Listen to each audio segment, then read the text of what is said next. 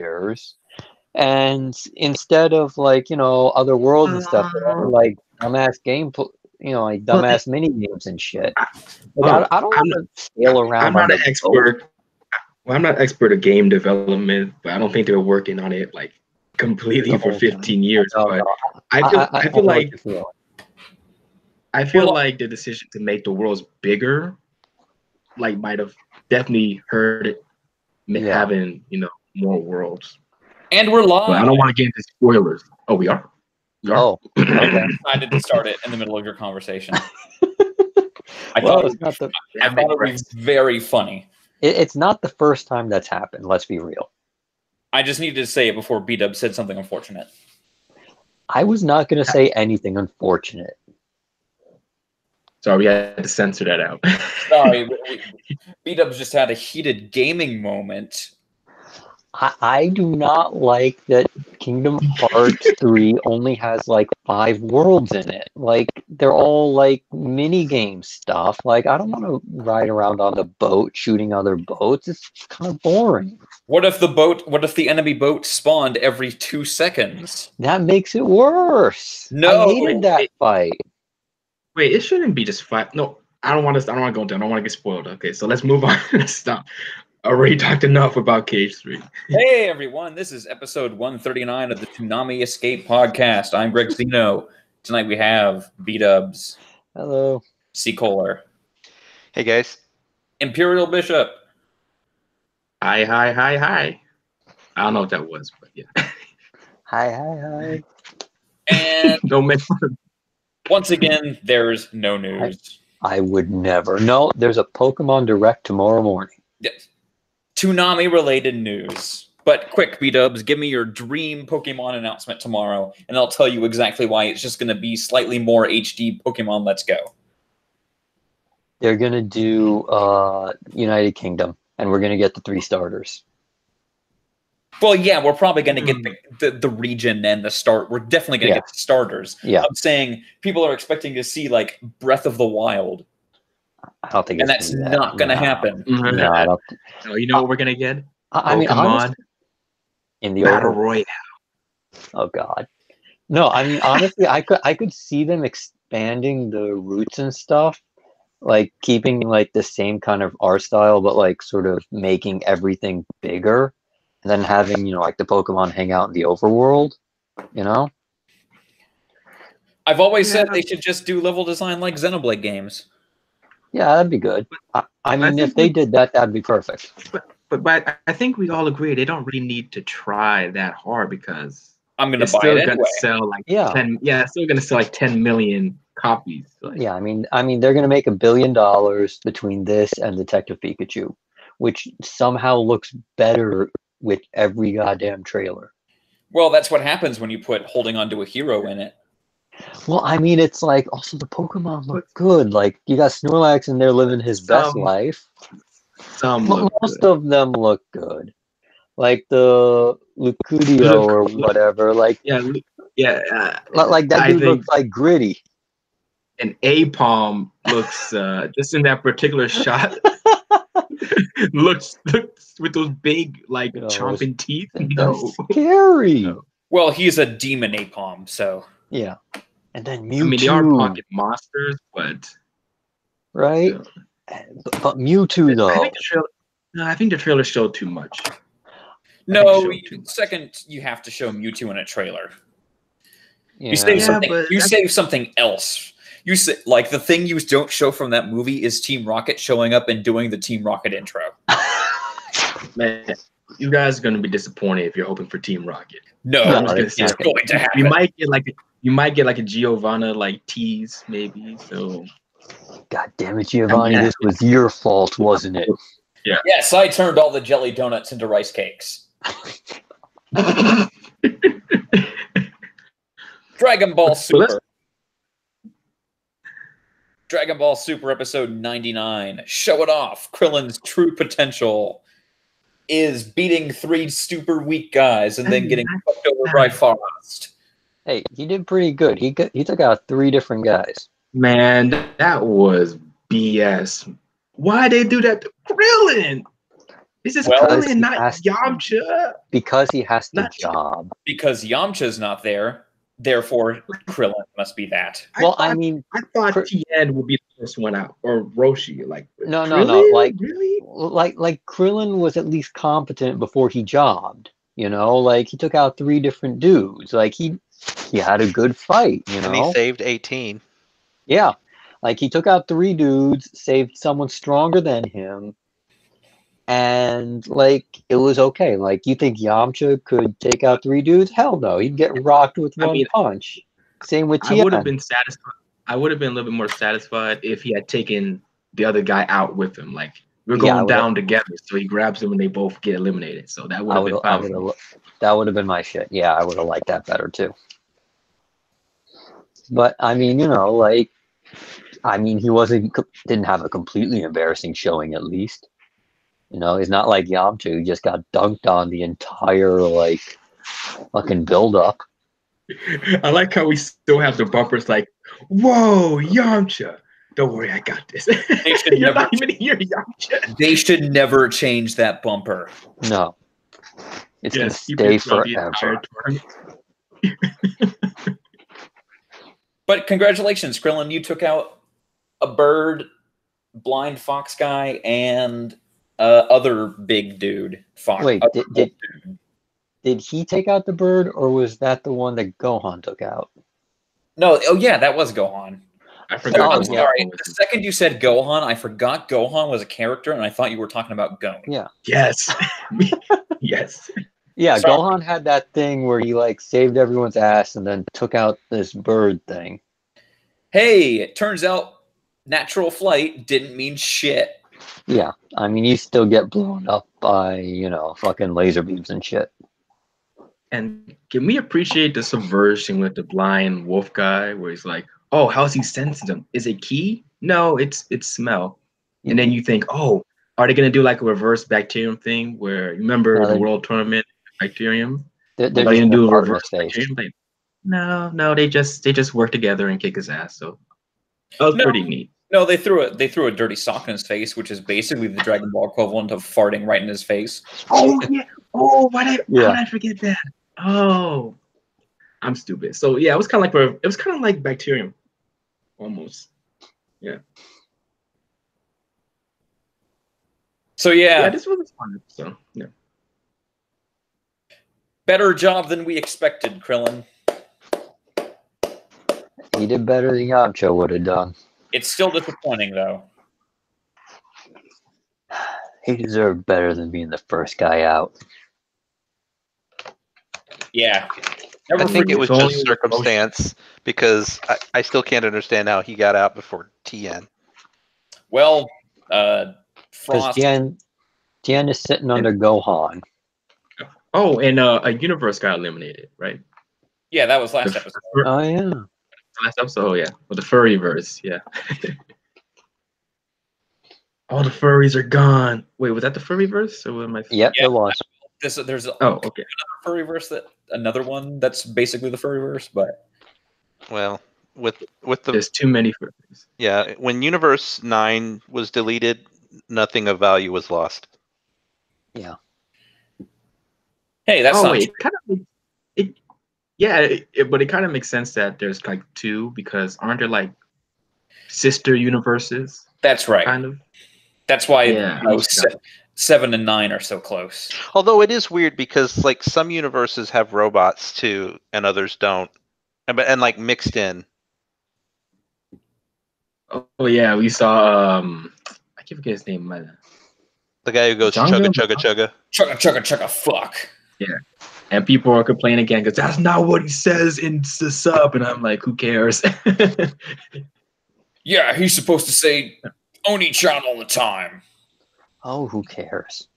Oh, and this episode was banned in China because we got Winnie the Pooh. I can't tell if you're serious or not. No. I'm not serious. But I would be surprised. It's like, wait, he looks too much like Winnie the Pooh. Bad Toonami. And I'm not gonna say too much because I don't want our podcast to get banned in China. Yeah. Boruto? Sure. Yeah, I watched it. Shocker, I watched Boruto. Boruto, episode 19, Sarada Uchiha. In this episode, Sarada starts to suspect that Sakura may not be her real mom because Sakura has blatantly just kind of shoved a photo of herself over a photo of Sasuke with his stupid buddies. And this is the most hilarious thing of all time. I'm dying. This is some soap opera drama. Sarada's mom is actually slippery when wet.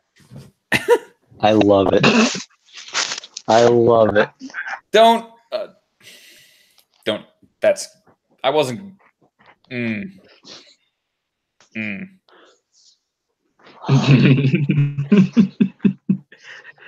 Oh, you know that's where her brain is going. Oh no. Anyway, Chocho thinks she's adopted too because Chocho doesn't look at a badass. Chocho's like he eats the wrong chips. How dare he? You're not my real dad.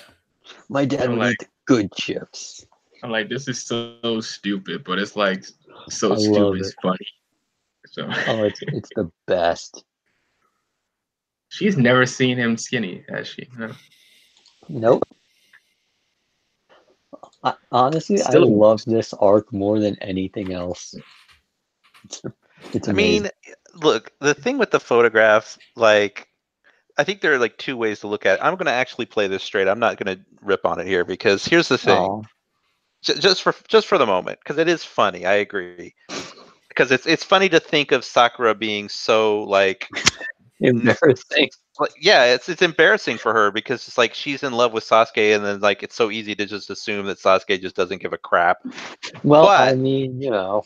But here's the thing, like I could totally see someone like Sasuke just not bothering to get his photo taken very often. And so this is probably the only photo she had that she could use in one of those family collage things, and so she had to fake it. That's he's more just camera shy. Yeah, or I mean, there are people out there who are just, you know, and he's that kind of character who'd be like, I'm not standing around to take a photo. I'm out of here, you know.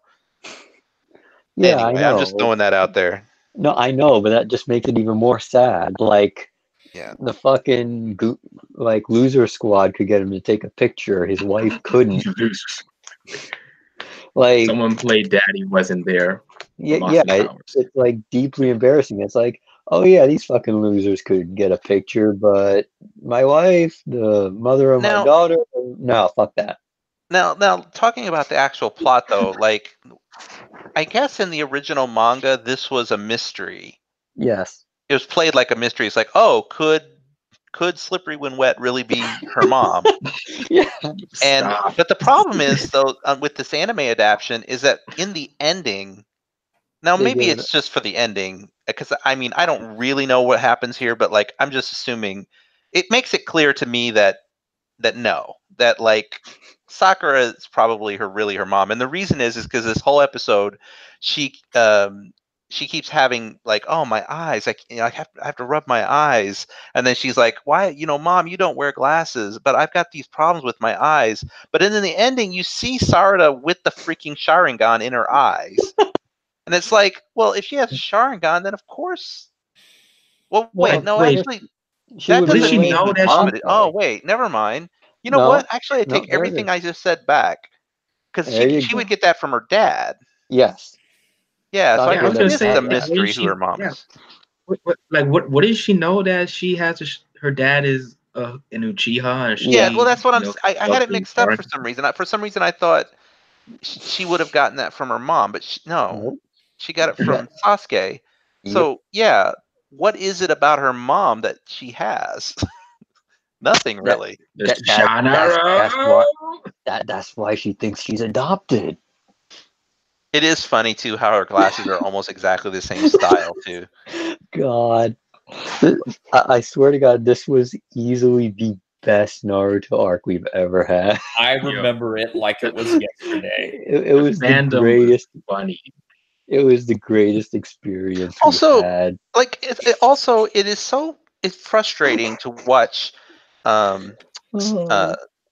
oh God, I keep wanting to say Sarada, but it's Sakura. It's so Mhm. frustrating to watch Sakura just not come Respect forward. herself. Well, no, That too.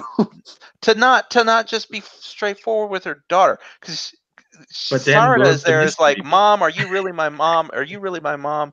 Where is my dad? And then instead of answering the question, she just punches the ground, and it's like, why don't you just freaking talk to her, dude? Why don't you tell her the truth? We need to be Because she's not dramatic. actually her mom. We need to be dramatic. Like, these are the type of things you see in movies and shows. Like, if you just say this wouldn't have happened. Yeah, you know? exactly. It's frustrating. Anyway, I still think it's just, this is all like probably a trick or something, but I think I don't like it when characters hold out information for no good reason. I'm assuming he's on a secret mission because we did see him doing something. He's doing something or other. He's fighting a dude. I guess he's not just out buying cigarettes for 10 years, right? I mean, you don't know that. Maybe that guy has the cigarettes. Or maybe he needs some change, because the place he's going to needs exact change. Another hooded figure in Naruto? Who could it be? I have no idea. I mean, this episode I thought it was all right, but it was like funny just because I knew what was going on. Yeah. Yeah, it's an interesting idea. I mean, like this idea of like who is Sadara's real mom. I kind of like that. Did you just say Sadara? Yeah, I did say Sadara. Whatever. Sarada. Salad.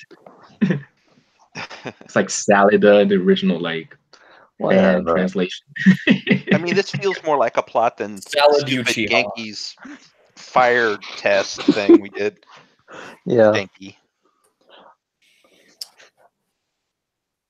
Sakura blew up her own house. Good job, Sakura. But did she? I thought she just punched the ground. She punched the ground and her house exploded. Yeah. Oh. Because, she's not allowed to have nice things. She is kind of like the dumbest person. Like, it is. I do like this. I mean, this is actually funny, but it's also something I like about the show is that Sadara. Oh God, I can't get these names right.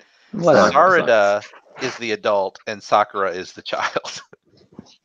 That's how it feels to me. She kind of still hasn't grown up from that hot-headed phase. She was in. Well, I don't know if it was a phase. It was just part of her character for a while. Sarada always cooks dinner for the night. Like what? Wait, what does Sakura even do? Is she like a medic ninja? Yes. We saw her in like a hospital. Yeah, she does hospital crap. I mean, considering I don't want to get into spoilers, but considering how overpowered end of series Naruto verse gets, I mean, you could just snap your fingers and I'm like, okay, you're all healed there. Yeah. I mean, that's the thing. Like, Naruto could just like clone himself 20 times and take care of the entire friggin' village by himself.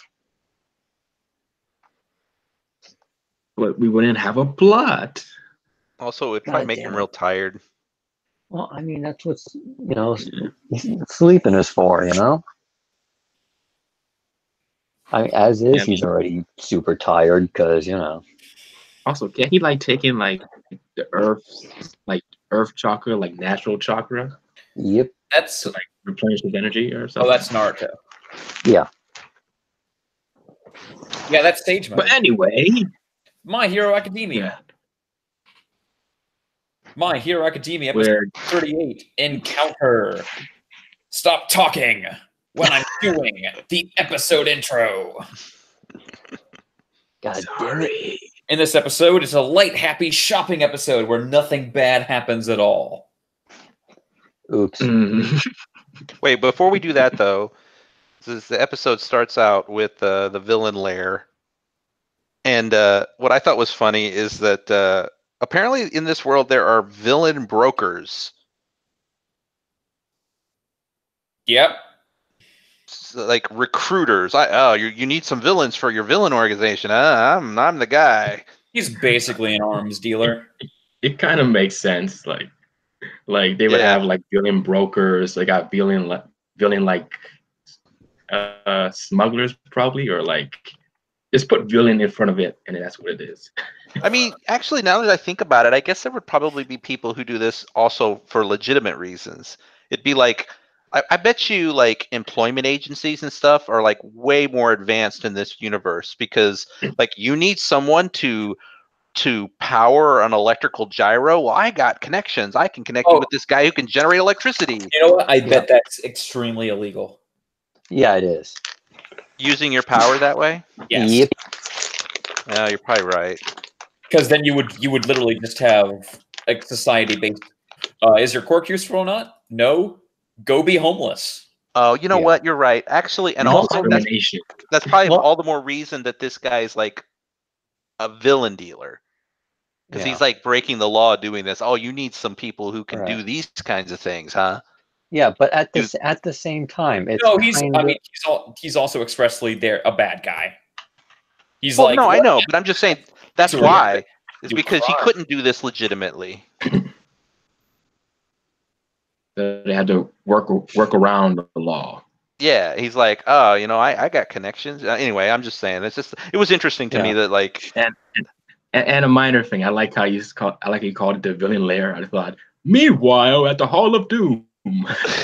Meanwhile, at the swamps of the Meadowlands, at the Legion of Doom's headquarters. Meanwhile, in this shitty dumbass bar. Like, it's a bar. It's not even a good bar. It's a really bad one. So we've got this crazy girl who clearly is like one of those, like, I forget what they're called, that want to kill blood. Yeah, like they want to kill you because they love you, kind of trope. Yeah, yandere. And some mysterious dude who won't give you his name because that would be spoilers. But also, like, has mysterious burns. He's interesting because he's all cut up and weird. Yeah. Oh boy, I bet he's a fan favorite. He is. Look at him. He looks so emo, and he has a little scar. He looks so cool. So anyway, in a giant twist, everyone gets to go to the camp. Yeah, because what's his face did another logical deception. And then Ida's just like, dude, you can't get away with this a third time. Oh yes, I can. I bet he will. Keep getting away with it. But for the record, though, they do all get to go, but the losers still have to take like extra study courses or something. Yeah, I'm shocked. Well, like on its face, it's kind of silly that they wouldn't get to go because it's not like they're going to, friggin' Six Flags or something. They're going to go train. Like if they missed out on it, it'd completely defeat the purpose. How sucky must it feel to be the guy who was on the team with Mineta and didn't pass? Like Mineta passed and he didn't. Like Jesus. It was Kaminari, right? No, it was. I thought it was the elbow tape guy. It was. It was. Oh yeah, it was shitty Spider-Man. Yeah, that dude. Well, I mean, he should have knew it was gonna happen. Like, damn it, I got paired up with Mineta. Well, when they do get to the mall, though, and Deku then gets cornered by Hands Guy, I really like that scene because you don't see it very often where, like, the villain and the hero just, even though he's being captured, they have like a legit conversation for like 5 minutes. It was really good. I liked it. It was very tense and interesting. This dude is a school shooter, basically. Oh yeah. Oh yeah, he's basically like an Enso, like on steroids. And it's interesting. And it's interesting too because like it kind of shows that like even upstart heroes, even just being in the hero program could potentially put you at risk from real villains. Oh yeah. Yeah, because your name is getting seen. Yeah. Yeah, that's something I don't think they really thought through. Like these kids are going to be kind of put at risk because unless they have like near 24/7 supervision, like these villains could like monitor the school, like, oh, this kid goes to UA, let's follow them and do evil things to them. Yeah, I think the reason why they don't is that it's like, like any random villain can't just do that, is because if I do that, I'm dead. Like, they are going to hunt me.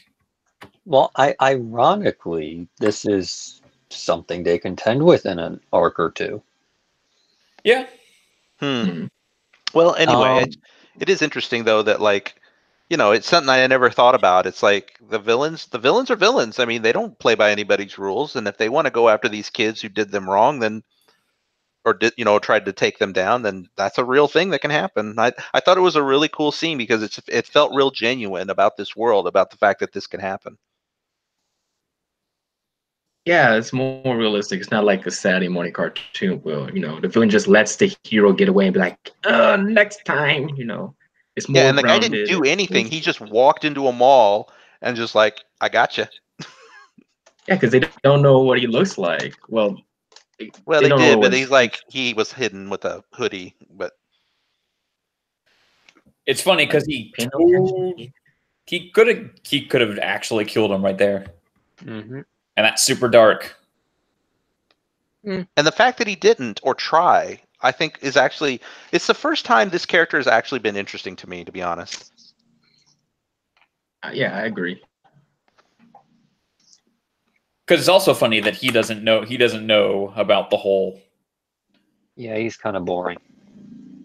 And he kind of all of a sudden like decided to put the blame on All Might, like it's All Might's fault. That's it. Like, didn't you already have an issue of All Might already, Shigaraki? Like, yeah, no, he's just shitty. Yeah, like. Anyway, Uraraka really just needs to just accept this, that she has a giant crush on Deku, and just get over it. It's like so obvious. These cute scenes. No, I mean, it's kind of not at all. No, look. I mean, it's nice, but it's. I mean, it's cute, it's adorable, but it is a little bit tropey, but it's fine. Like, I mean, it would be kind of interesting if they just, if she just came out and confessed like this early in the story instead of potentially near the end, because I don't know, because usually with shonen shows, they usually do that thing where they don't really hook up the main hero and heroine until like near the end. Yeah, and the reason is because it's way more interesting to watch them, play puppy love for so long. That's more interesting than like the Kirito Asuna relationship where they're just virtually married. Well, I mean, I'd argue that that's easier to write than the other one, but you can have a lot of fun with the other one too. That's a good point. Like I feel like it's not inherently less interesting. It's just like more complicated. Yeah, I think it would be a lot more. You could have a lot more fun with it, and maybe even go into an arc where, oh man, they broke up, or maybe they went separate for a little bit, and put like That's actually a good point. I take back what I said. You guys are making a strong point. I think they could do it justice if they did it. If they did go that route. But you're right. It's much more common. Maybe it's like maybe the people like mangakas just know that this is more popular to play coy. It's also a lot easier to do it. But yeah, it's kind of cute. I'm not the type of dude to do shipping, but I might kind of ship it. They're the one for care. Wait, it's not. It's not. To me, it's not shipping if it's like blatantly obvious. Yeah. I get. Well, it's more like. What is? No, what's also cute? That dude's face. Oh shit! It was adorable. Yeah, he looked like a cute little titan. Look at this innocent smile. There's nothing wrong with that at all. Somebody did point out, though, it's funny though. He does have a beauty mark. He does. Yeah, he does. I said that like he does on his cheek. I'm like, wow, okay. You have all these scars, you have this creepy smile, but oh, here's a tiny beauty mark. I'm just imagining like kid Shigaraki, like, Mom, I want a popsicle. Like, oh, he's looking at me again. Mom, I broke the popsicle again. Mom, the hand on my face won't let me see. You know, and there's another thing too. Like, I mean, I'm sure this is not like a universal rule or anything, but like people like him who have powers that are like destructive. It just makes sense that they're more likely to fall into like the dark side of things. Yeah, it's like, oh, I'm not a bad person, but my power is to turn people into zombies. Yeah, and it'd be like, I mean, I'm not saying that some heroes don't have powers that could have been villainous, but when you have a power that is like, yeah, that have like really, yeah, good point, but like have like powers that are really like only can, you know, that it's hard to find heroic ways to use them. Like his power can only destroy. Yeah, it can only hurt things or break things, and it's like, yeah, I can see why he probably fell into the life that he has, you know? Like Bakugo actually is the one that fits that description, and like he's trying to be a hero, but I still am on the side that he's not really heroic. So yeah, I think Shigaraki became a lot more interesting for me after this episode. So. Yeah, he's still a bit of a douche, you know, and creepy. I think that's the point, though. Like he is childlike. Like his whole thing about everything's a video game reference. Yeah, like he's like, oh, these poor scrubs, these innocent civilians, they have no idea what's going on. These fucking NPCs. Like exactly, I was expecting him to say NPC. I'm like, yeah, oh, he's gonna say it. He really is just a freaking incel. You know, I would argue like he needs some of that charisma though. You know, like he doesn't have that stuff that makes you hang off every word he says. Yeah. Well, that's because he's like a lieutenant. I mean, clearly the big bad is this other guy. I know, but the big bad's trying to make him into a thing. It's like, this dog don't fetch, you know? This dude has very little charisma. You know, it could be interesting because it'd be interesting to see Shigaraki develop and gain and grow into that successor role. You know, I'm not sure he will. I mean, it's a possibility. Yeah. Because how often do you see the hero and the villain like grow simultaneously, like develop simultaneously? Well, in the original JoJo, that happened in part one. Well, part one there wasn't. I mean, like personality wise, because Dio didn't really grow from the beginning. Well. That's what they were like friends to start with, and then they kind of branched off. So that's what I'm talking about. Yeah, I can see it. It's not common, though. You're right. It's not that often that it happens, but I'm just saying, I think it does. Yeah, because by the end of part one, Dio definitely has a lot of respect for Jonathan. Yeah. Well, I mean, by the end of part one, Dio's literally trying to steal his body. Only your perfectly toned, muscly body can sustain me for the rest of my days. Yeah, pretty much. The rest of his days in that coffin. Hey, he got out. He got out. He just didn't train hard enough. But yeah, this was a good episode, though. Yeah. Nice. It was a season finale, so we're now going to start at season 3. Next week is blatantly like a straight up recap, so you don't even need to watch it. Oh, good. Sword Art Online. Yes. Sword Art Online Alicization episode 3, The End Mountains. In this episode, they talk about some stuff. I swear to God. They're probably having a sandwich. They are. I totally expected Kirito to knock down that fucking tree in one strike, so congratulations, show. No, his weapon skill isn't high enough. He needs to go hit boars for a little bit. I mean, the thing is, I understand what they were doing with this episode, but it was still really boring. For the most part, still really boring, except for the end. Yeah. You know what was dumb? The dumbest thing in this episode to me was when Yu-Gi-Oh said it took him 3 months to drag that sword back to the village. How? How that doesn't make any sense? Like, he walked that sword from his house to that tree, and that took like 5 minutes. I think I missed that. It took him 3 months. They said, I wrote it down. I was like, what? 3 months? I mean, they walked to that cave in like a day. It doesn't make any sense at all. He's either super weak or that sword is like... They're trying to convince you that sword is extremely heavy. But then Kirito just like, ooh, it's heavy. It's not 3 months of dragging it across the ground heavy, though. That was just... They shouldn't have exaggerated there. They should have said, it took me 2 days to drag it back. That would have been fine. But 3 months? I think he might have just dragged it out of the cave, and he's like, you know what, this is stupid. And he came back 3 months later, like, oh, I forgot about this. God, I hope that's the case, because that's the only way it makes sense.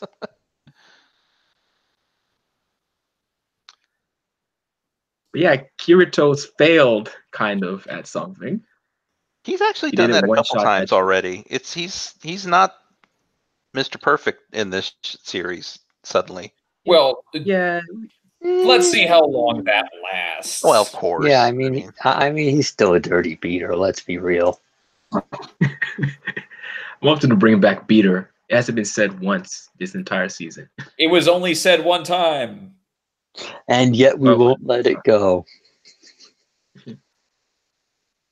Somebody was mentioning in the thread that Selka, the little girl who is, the nun, the sister of Alice, that she looks a lot like Asuna. Yep. And then guess what? This show has 2 faces. I was gonna say that she suffers from what I refer to as SFS, same face syndrome.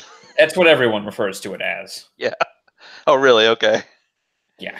It is pretty much that. She looks just like Asuna because this show doesn't have unique faces. It's funny because Kirito like woke up like, huh? Sugu? Like, no, it's the freaking nun. I will say there's only 2 faces for major characters. Yeah. If you're not a major character, you kind of just look like a doofus.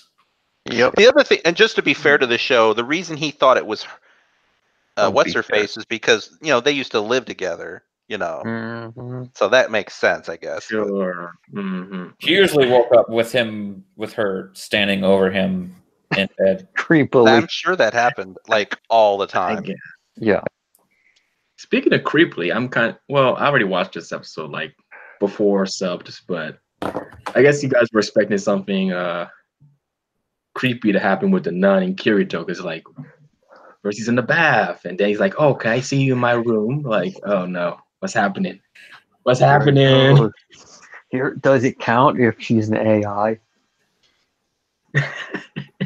Like, yes. No. Yes, it does. She could probably find out. He's gonna get like cyber AIDS or something. Like it's a virtual world. It's kind of like pornography. She's not real. Asuna's gonna check her phone and she's like, his heart rate is going way up. What's going on? Oh, I forgot she did that. So I have a fly in my room, so I'm just waving at it. I will say, there wasn't enough discussion about the fuck lights. Like, I think we needed more of that. No, I'm good. I'm really super good. I have enough dealing with all the capitalized terms in world. Oh, trust me. We have I'm not gonna spoil anything, but we have a lot more. Oh, I was about to say the same thing. I'm so sick of hearing Integrity Night. At this point, they are from the Spanish Inquisition for me. Like they're like going to show up and it's like, you touch the outer ones. Time for the comfy chair. And for the record, I'm just going to state it right now. I'm pretty sure the Integrity Knights aren't people; that they're like just part of the system. Yeah, I'm pretty sure they are too. But the same way there's that like whatever that list of rules or whatever. Yeah. Mm-hmm. Yeah, they're like, remember that mysterious, like when she touched it, that mysterious dude in the window was just like, system error. Yeah. Also, I thought that was interesting. I mean, not really interesting, but just kind of like noteworthy that that Kirito called him out when the Yu-Gi-Oh said system. He's like, "Do you even know what that word means?" And then Yu-Gi-Oh's like, "No, it's just a word. It's like, something from the gods." I thought, okay, I see where you're going here, show. Man, and then he just straight up says letter by letter an entire HTML. It's like going up to like a random village and teaching them like a new religion. Like, this is the religion of the hamburger. HTTPS : // I mean, like, I'm not gonna like go out of my way to defend this, but I appreciate it. It's like that's exactly what I would expect to happen. Like if you went to some place that didn't have technology and you used a technological term, they're just gonna know that that's a word. They're not gonna understand what's behind that word. So like for them to understand that there's a word called system doesn't really mean anything. It's like if we learn the word muggle, it's like, yeah, it's a made up word to us, but to like wizarding people, that's like that means something. I think it's like the reverse of that. Yeah, I guess that makes sense, but like if they have like schools, I don't know if they have schools in that village, like wouldn't they teach them about the body system? Like, oh, it's your respiratory system and your Well, no, I think they system. do. I think they have all the knowledge of like medieval times, but then like mixed in with that are magic words like system. To what to them they think is magic. Does that make sense? It's actually an interesting take. Well, I don't know if it's a twist, but it's more like an interesting taste on. Yeah, I mean, I don't want the fantasy with the technological. Yeah, I mean, I mentioned this last episode, so I'll just say it briefly. But like when they do the little S mark and then the like UI window pops up, the people in this world aren't thinking, "Oh, I'm accessing a computer." They're thinking, "Oh, I'm casting a spell." A very shiny display spell. Yeah, but they don't know what computers are, so that's why they think of it. I mean, I think that's interesting. It's the one thing that the show's done that's interesting to me. It's like, oh, okay, these people are stuck in this world, these lights or whatever they are stuck in this world, and they think that their computer world is real. And so when they pull up a UI interface, they just think that's magic. And I'm thinking, okay, that's kind of clever. Yeah, you know what's basically like if I was gonna say like basically like if you went back in time and showed like someone in the 1500s a cell phone, that would blow their mind. Like, what is this witchcraft? Yeah, exactly. You know what's not interesting? Rapist goblin. What? Yeah, the goblins, they're invading. I don't think they were gonna rape her. They were gonna sell her. Well, as a slave or something. It's all kind of the same thing. Yeah. It was so funny when this episode came out around the same time Goblin Slayer was airing, so it's like, wait a minute, is Kirito the Goblin Slayer? So the anime community had fun with that for a while. But yeah. Suddenly what happened with like the not one, everything has goblins, two, everything goblins are in, every anime goblins are in now. It's just like, well, guess we're this. That's like, they're goblins. How many different kinds of goblins are there, really? They look like Lord of the Rings goblins to me. Yeah, it's very Tolkien-esque design-wise.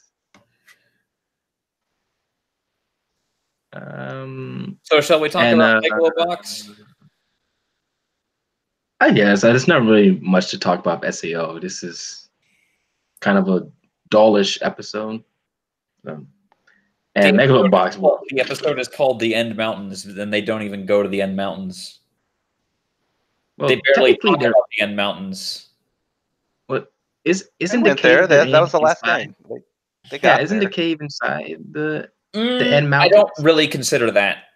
Anyway, whatever. Megalobox episode 9. A dead flower shall never bloom. and this show shall never be good. Well, I mean, I didn't hate the episode. Actually, what's the word that's lower than like? Tolerate? I tolerate. Yes, I tolerated this episode. I just tolerated it. Yeah, I'm kind of with you. It wasn't. It's just sort of.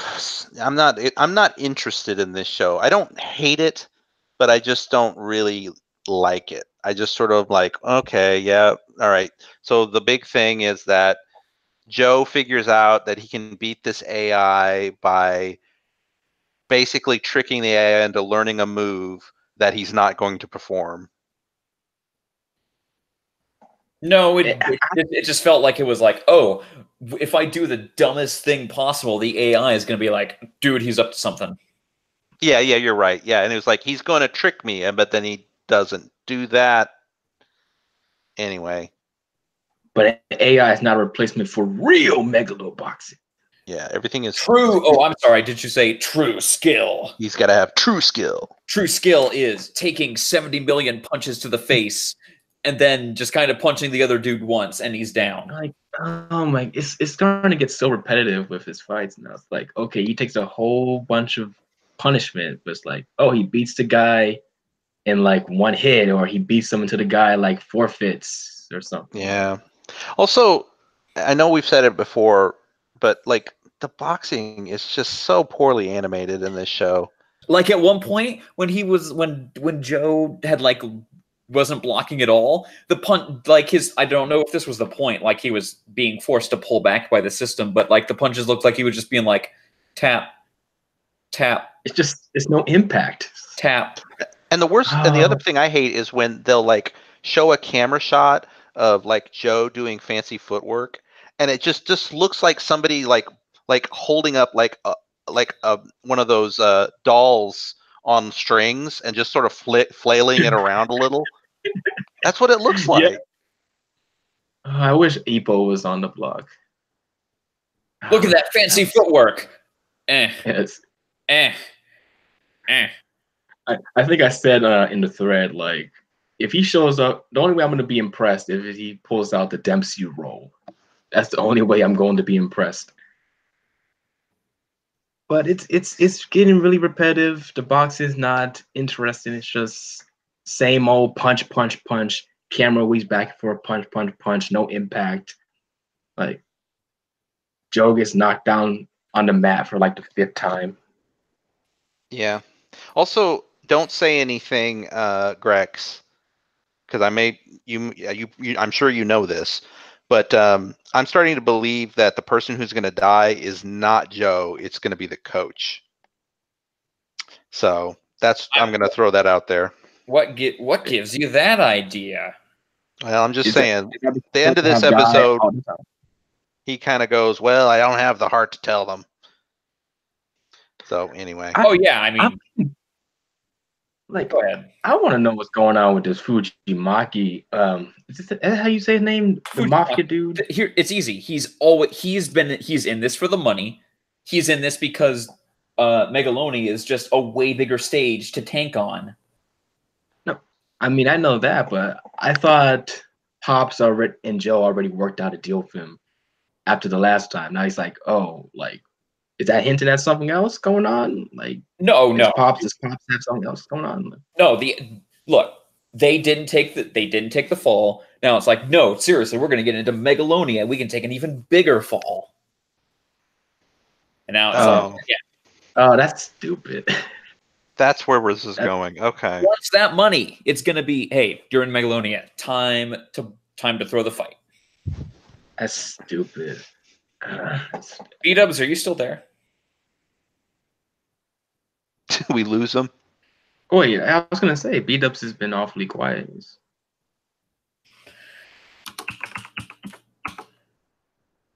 Well, anyway, we'll keep talking.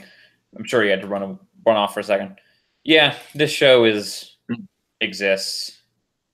So we only have a few more episodes. So, do we know what's replacing this? Nope. Interesting. Please be Mob Psycho season 2. Please. But okay, going back to Megalobox one more time, the brother guy is just not interesting as a character. Oh yeah, it's just like, oh, I super duper care who runs the Sharado Corporation. Nope. He thinks that he can he has the fortitude, not the fortitude, but the mental capacity and the foresight to run a business like this when he's just playing these childish games with his own sister. Yeah. And the only thing, AI, the only thing I liked about him though was that at the end when Joe beat him, he was like, he wasn't all huffy about it. He was like, "How did you beat me?" And I was like, okay, because you at least they did that right with the character, because it would have been so easy for him to be all whiny about it, but he wasn't. I mean, the AI, how is that not cheating? I don't know how that's how not is cheating. Megaloboxing not cheating? That's a good point. That's actually a good point. I mean, it's like, and it doesn't make sense in any that's kind of one of the problems I have with this show, is that it's fundamentally flawed in the whole concept of it. Because on the surface, it's like, oh, okay, this is the next level of boxing. But like we've said a bunch of times already, it's like one punch from those robotic arms and you'd be down. Not only would you be down, you'd be hospitalized. Yeah, it's like these dudes go down to Joe's punches like they haven't been spending their entire careers getting punched in the face by robot arms. Yeah, it's kind of a flawed concept. So the whole idea that there's an AI that can predict moves and everyone's okay with it, you're right. I mean, I don't think they're making it a secret. It feels more like it feels more like WWE. It's all fake. Yeah, it does. This is it's all for show. It's wait, that doesn't make sense. Doesn't matter. It's a good show. We need to put on a good show for the audience. Gearless Joe was a shoot, brother. It's all. I don't know wrestling terms. I think I don't want to explain it, but I think shoot means it's fake, and work means it's no. Work is when it's fake, and shoot is when it's real. Anyway, next show. Unless you guys want to say anything more about Megalobox. No. I want to talk about a show where punches actually hurt. JoJo's Bizarre Adventure. Diamond is Unbreakable, episode 24. Heart Attack, part 2. In this episode, DC Douglas finally gets that. DC Douglas is really, really good. Yeah, he's great. The voice is great.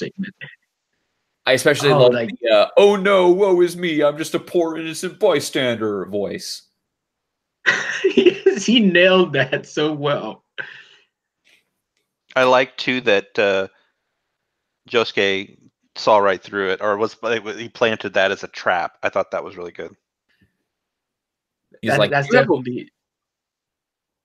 I mean, I was gonna say that's definitely Joseph's genes right there popping up. he's definitely Joseph's son. Yeah.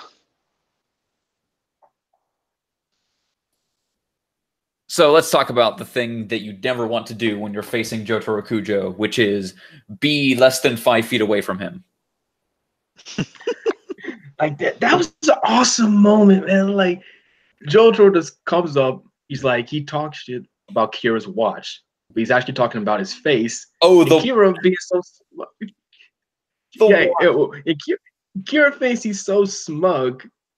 Thinks that, oh, he's half dead. I got this. No. Well, the viewer punches it's so fast. It's he stopped time and what? You don't even know. Eat shit. That was so satisfying. Man. And he grabbed his hand, looked at his watch. He was yeah. That watch insult is so dumb. Like I said before, Jotaro is definitely trying to think of a cool guy thing to say at all times, but he's actually a giant doofus. he's older now, so he's like an older guy trying to still be like he's a teenager, trying to act like he's still a teenager. He'd be like, "Oh, I gotta say this cool thing. I gotta try and act cool." It's like, no, like act your age, oh man. that's dumb. He's in college. Wait, is he? I thought it was like 10 years later. It's like 6 years later. He's like a graduate student. What? I thought he worked for some marine biology thing. Yeah, I guess we'll look into that later. I thought it was 10 years after part 3. Well, but it might be 6. He's okay. That might have been. I think they said he's a marine biologist. Yeah, he's a marine biologist. Yeah, he might be an intern. You know, a marine biologist intern. Well, one thing I liked was, and it kind of is interesting to me, but it was just really quick though, that Kira basically has OCD, so he has to take what's his face's sock off and like put it on right before he kills him. Yeah. Defeated by his own OCD. Yep. Oh, and Koichi, we gotta talk about Koichi. Koichi was awesome. He went so hard in this episode. Like, even if I die, I'm like, I still played you. I still figured you out. I got your name, motherfucker. You're gonna think about this for the rest of your goddamn life. Well, until the end of the episode where we learn Kira is smart enough to have his whole identity changed. Yep. Yeah, that was a really cool turn of events. But it does, yeah, I don't blame people for feeling like, okay, that's kind of super convenient that he knows about Aya's powers, where her shop is, and he does this all like in the span of a few minutes at best. I would say he does it too quickly, but it was established early in the episode that he knew that she was there and that she had a stand. Yeah, that's what I was gonna mention. Like, it's kind of implied that he keeps tabs on like the stand users. So. I think he's very smart in that way. Like, as a villain, he's very knowledgeable. He makes sure to research everything, and he seems to always, at least on the surface, be up on what he needs to know. So I don't blame him that he knew that. The only problem with me is that, like, he hobbled his way there and then somehow got her to perform this procedure in a matter of like 5 minutes. Yeah, that's and also time compression. Yeah, and also his hand was just like sometimes it was moving really fast, and sometimes his hand was like slowly going through the door. Like, so you could kind of see Araki took a lot of liberties with time here. So. Oh, and here's a big thing we didn't mention. They also said that he changed his fingerprints, but he didn't change it on his severed hand. So. Oh, his hand he got his hand back. Yeah, he got his hand back, but he didn't have enough time to like change the fingerprints. At least I think he didn't. Don't think about it too hard. Don't think about it too hard. I mean, yeah, I've already seen this part, but it's something worth mentioning. I see where you're going with this. So you're saying this is a plot hole. Oh, that he got his fingerprints changed on one of his hands, but we're probably never going to revisit the fact that his original hand still has his old fingerprints. I mean, I don't want to say we won't, but it's just something I thought was interesting. Oh, okay. It was stated that Araki did not know where this was going before he started, so this would be a trend. Hastily put together, but it works. Yeah, for the most part, it works. That's where that famous JoJo image comes up that says, "That's bullshit, but I believe it." Yep. Yeah. So Diamond Unbreakable goes from Ed and Eddie to Scooby Doo to Suburbia. What's that movie with Shia LaBeouf?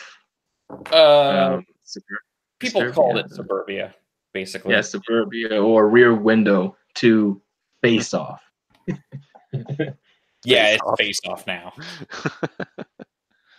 Let's talk about Black Clover. Oh, I didn't watch it, so well, that's fine. Nothing happens in Black Clover anyway. Black Clover, episode 58, the battlefield decision. In this episode, hey, his arms are healed. Yay. Shocking. It's you don't even know his arms were hurt. Well, I mean, it's not only was his arms healed, they leveled up. I mean, we kind of. I mean, he now has the inflatable arms from SpongeBob. Now he's a jerk. I mean, I think I've already been spoiled on this, but I don't think anyone expected his arms to actually permanently be unusable. No. I mean, I'm sure they were going to get healed, but they took this as an opportunity to also make him stronger. Oh, you know, this reminds me of Orochimaru after the Chunin exams. Where he needs to get his arms healed, like Sarutobi like took the souls out of his arms or something or whatever. It was. Oh yeah, that's right. It's kind of like that. Anyway, the dude show up, the bad guys, they suck. They're so boring. Yeah. Every character in the show, I call them characters because that's technically what they are, but they're not. You mean all of the tropes? All of the tropes, all of the gags. The walking tropes. Yeah. Yami seems like he's the only one that's like aware that he's in like a manga. He's like, come on, you have to push past your limits. Power up.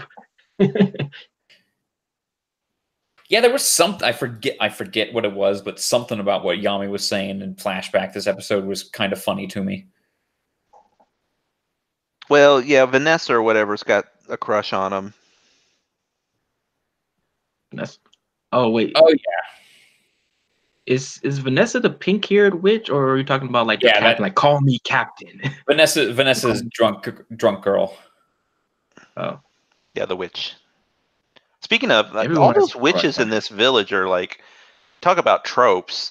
Like the whole like they keep getting like helped by these people, and then they're like, "Get away from me, you man!" Oh, that was. Oh boy.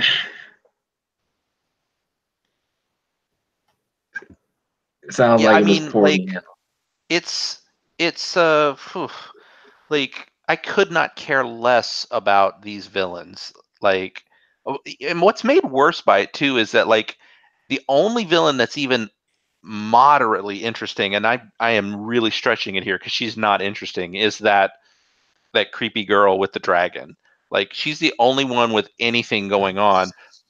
But to make it worse, she's got her whole battalion of people attacking, but then also these no names from the Diamond Kingdom are there. It's like they're even worse. It's like I don't give a flying F about those characters. Why are they there? Oh, Sequel, are you talking about the girl with the glasses, the black-haired girl from? No, I'm talking about the girl with the one who's like, you killed what? I'm gonna get you for killing. The stoic one. Yeah, the one who's always like, as her facial expression never changes. Oh, I'm very mad. I'm going to destroy all of you. Yeah, there, monotone. But yeah, at least she's like riding a dragon and has powers. Like these diamond people, like who cares? Go away. Yeah, I'm pretty sure it sounds like we're hating on Black Clover, but we are. I don't really hate or like Black Clover. I'm just extremely indifferent towards it, which is probably worse. It's just so like predictable and so like doesn't do anything creative. It just seems like it almost sometimes feels to me like some American team of animators almost in like a boardroom came up with this show. And they're like, oh, okay, well, we're going to make an anime. So what are we going to do? Well, we know it's got to have this, and it's got to have this, and it's got to have this. And then they just sort of checked off everything. And then they made this. It feels very much made by a committee. It was made by the same computer that made Akame ga Kill. Yeah. And there are some interesting like things in Black Clover, but the thing is, those interesting things have been done before. Like, yeah, like they've been done before. Oh, instead of Asa taking taking the limelight all the time, we're gonna work together. Yeah, that's been done before. But I also think it's dumb too. Like this is something that struck me in this episode in particular about like that whole nature of like, oh, they just sort of didn't really put the creator of this didn't put a lot of thought into their world.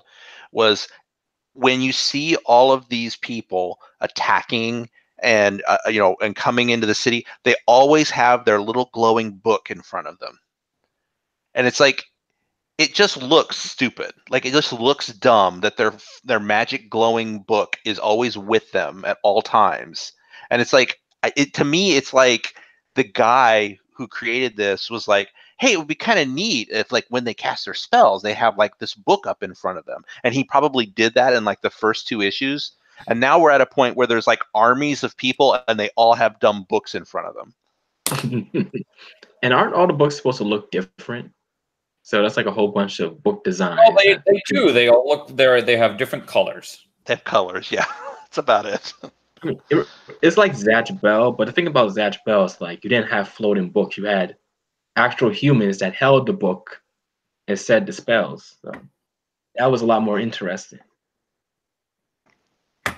It just feels like an afterthought. It's like, oh, well, we've set the precedent now that when you use magic in this world, a magic floating book needs to be floating in front of you. So that must be there now all the time.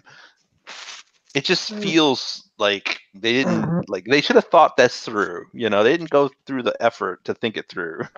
It's not that big of a problem for me, but I can understand where you're coming from. Yeah, it's not really a problem for me either. It's like a thing that I noticed where it's like, it just stood out to me as like, well, if I would have come up with this concept, I wouldn't have written myself into a corner this way. Yeah, I would have gotten around that.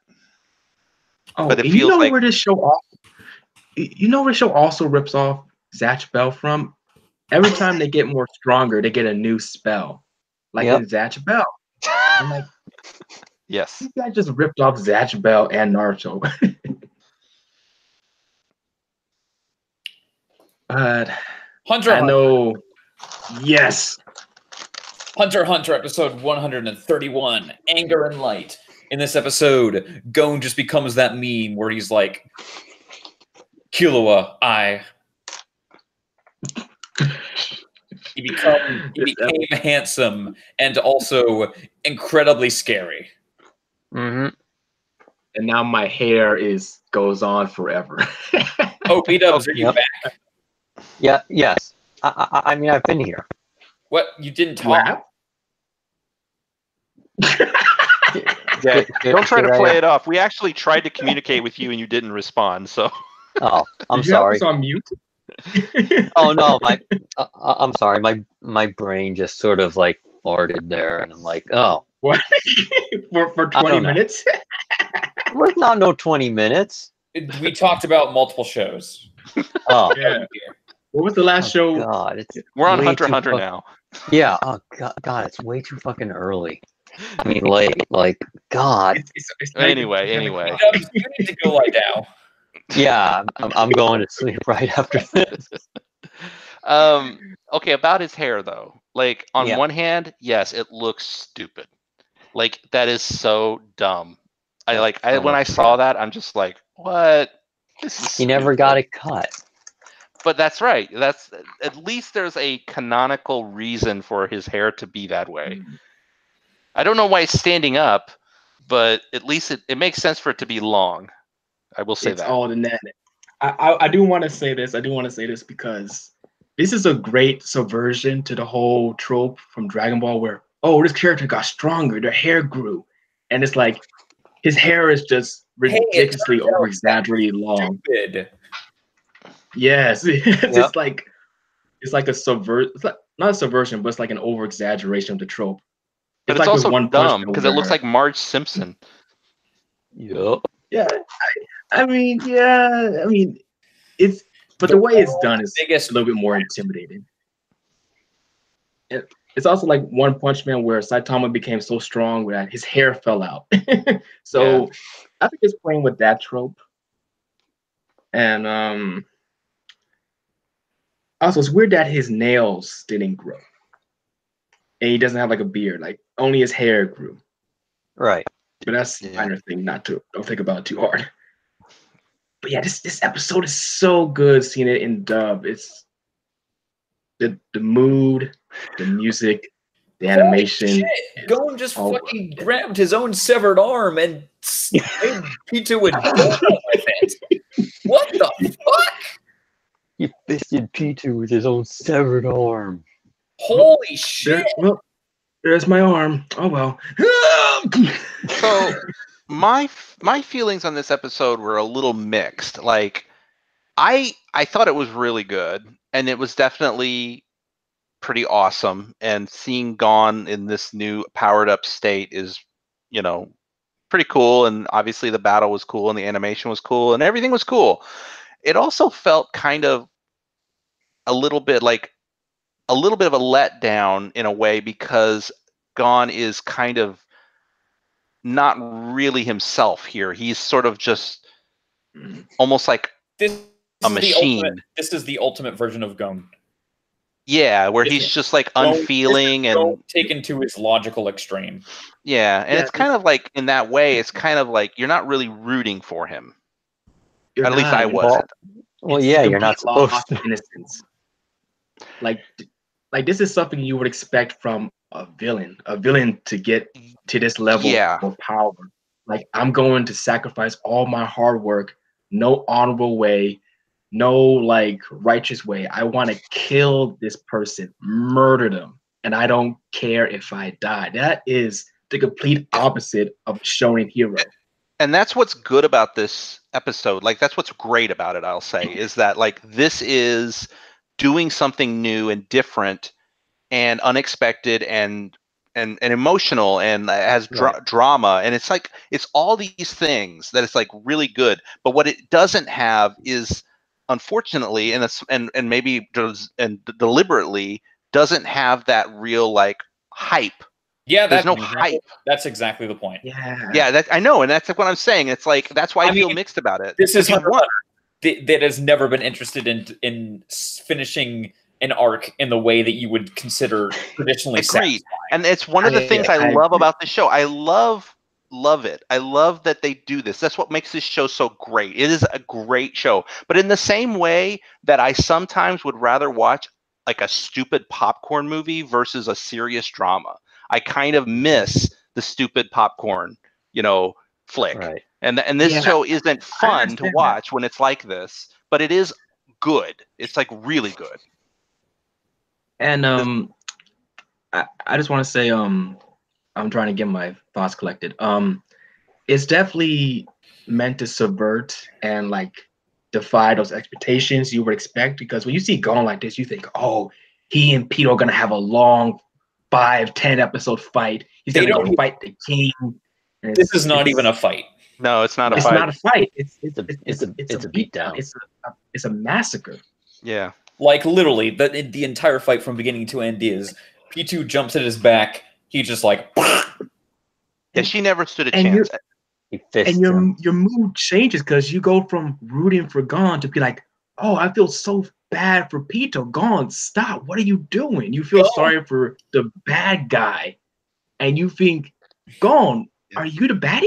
Like, what are you doing? I mean, this is next level anime storytelling. Like, yeah.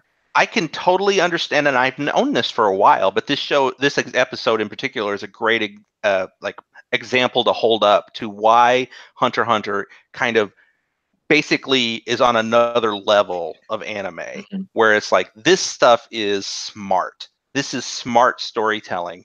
And yeah, I mean, I don't want to diss it. I just feel like I have to be honest about the fact that even though I was mesmerized by this episode, I was also kind of like, it's just melancholy. It's kind of like, it's a real downer of an episode in a way, which is supposed to be. It's supposed to be, but it's also kind of like you're building up to a downer. Like, you're building up all this suspense and tension, building up ultimately to this fight that's just kind of You know, it's just sort of like it makes you feel bad inside. And that's Yeah. what they were going for, and I applaud them for that. But at the same time, I would have liked to have seen Gon smile or something. He's just not there. You can smile again. No, Gon can't smile again. That's for damn sure. Nope, he got nuked.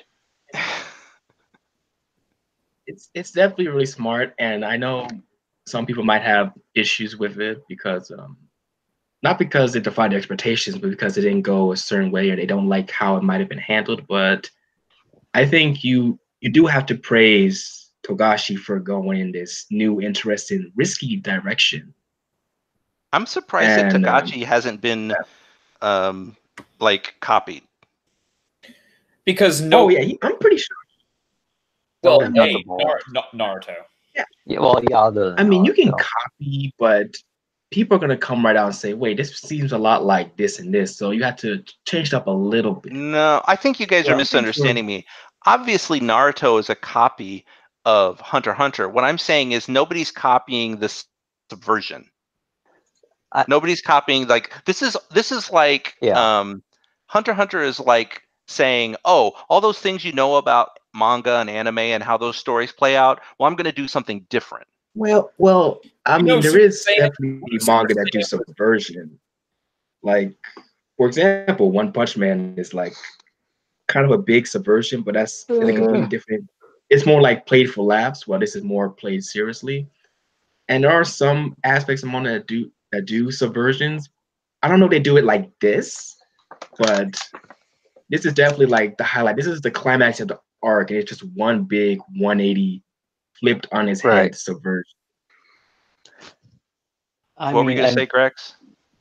I was just gonna say that this is basically just like, hey, check this out. Super Saiyan is stupid and dumb. Yeah, kind of is. It's like, oh, you can go Super Saiyan, but then you're going to take up 20 years of your life doing it. No, you're going to take away your entire life. Yeah. He created literally all his future potential. But it was just like, God, let me kill this one person. Yeah. Yeah, I think Danarchy Reigns said it best. Like, this is a sacrifice. Like, it's not triumphant. It's not or anything like that. It's just. No, this is. Oh, you're gonna say beat-ups?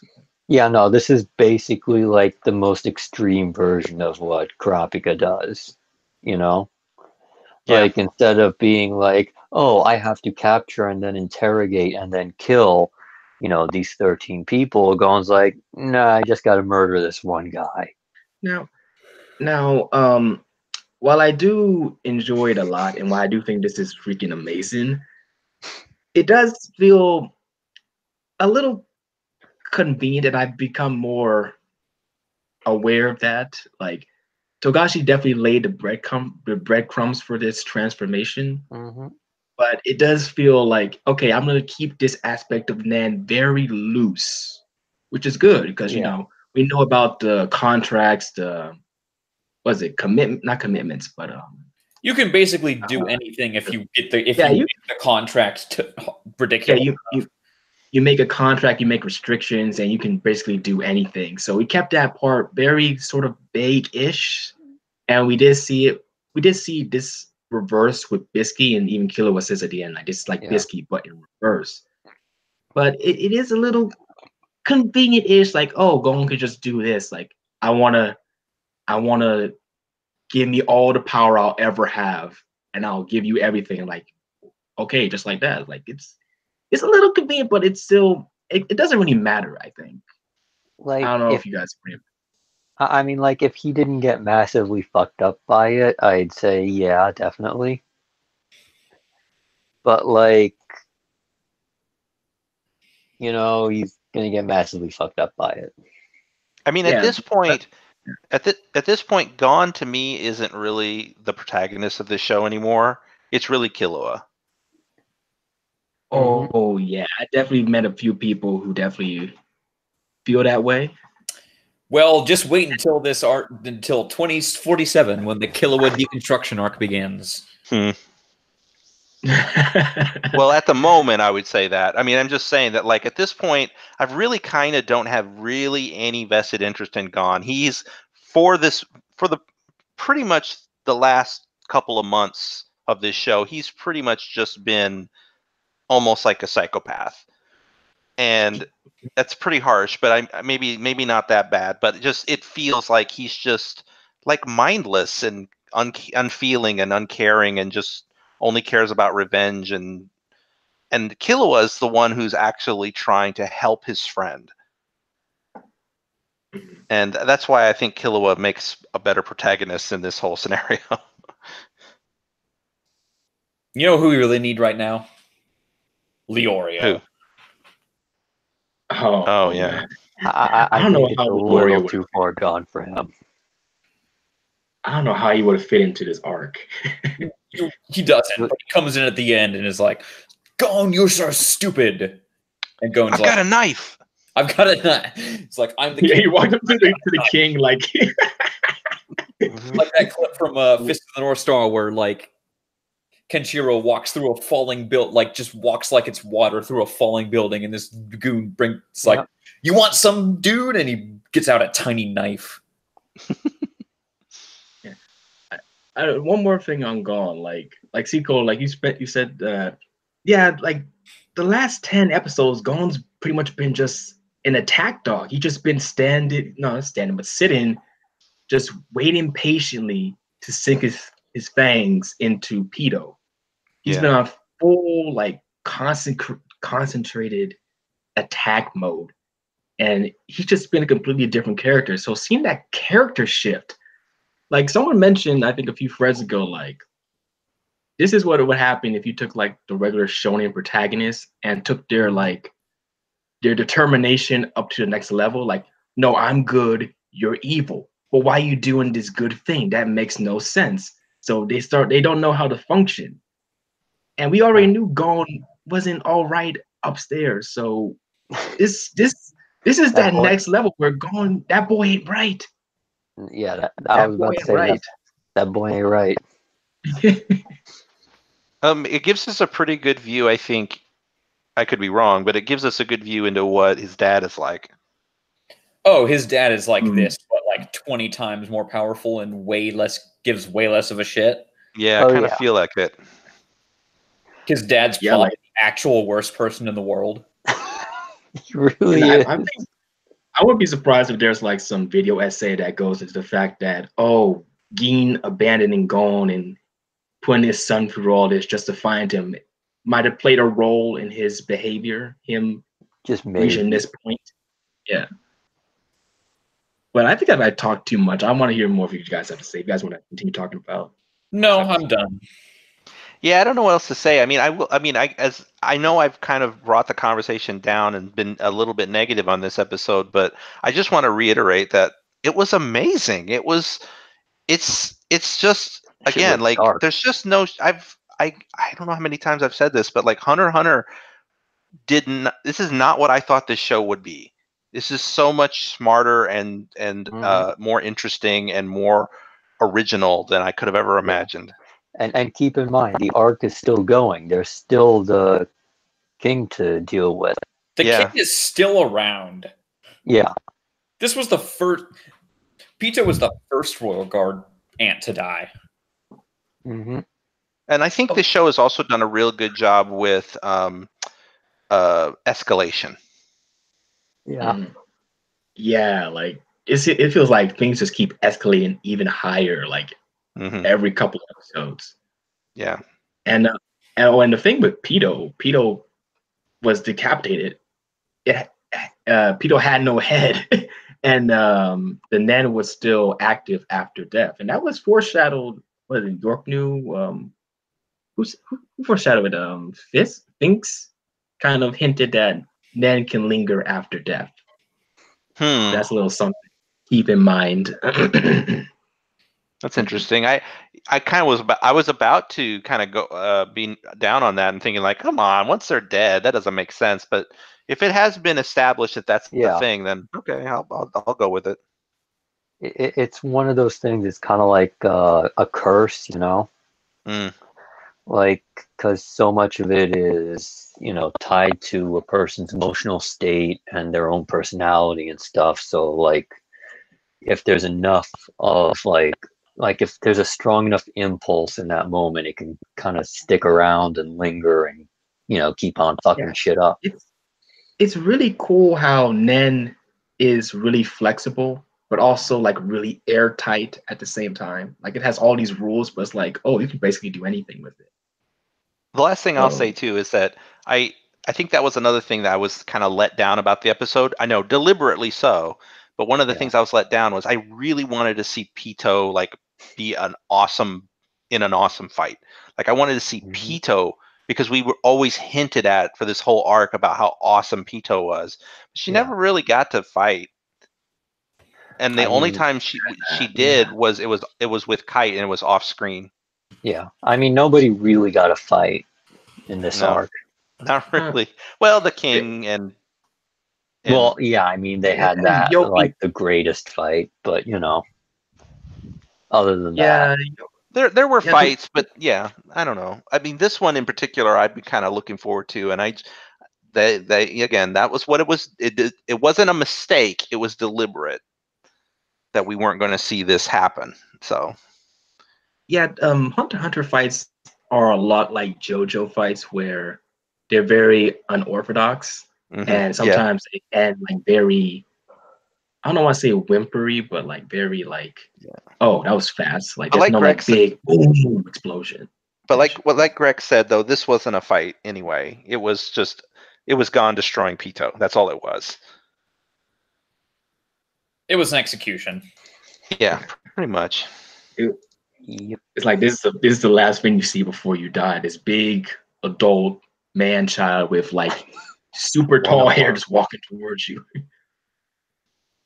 And I did feel bad for Pito, because they were saying like they were glad that Gon was wasting this energy on killing them and not the king. And it's like, you know what? You got to respect that. You got to respect that Pito was going to die for the king. Yeah. Yeah, the villains here are like so complex. They're not even villains at this point. They're like, who's the real bad guy here? I would say Gon's selfishness is a bit of a bad guy. Gon is the villain. Dun, dun, dun. Yeah, I think in this moment he is.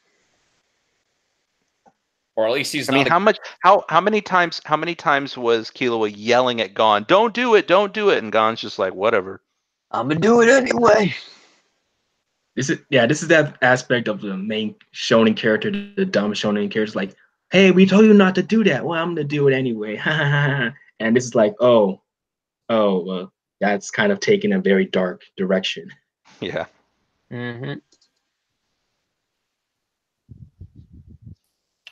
So yeah, we're not going to talk about shipping him because it was a clip show. Right. So thank you, B-dubs. Okay. Go to sleep. Yeah, that's the plan. Thank you, C-Kohler. No problem. Thank you, Imperial Bishop. You're welcome. We'll see you guys next week for episode 140. Good night. Wow, we're already on one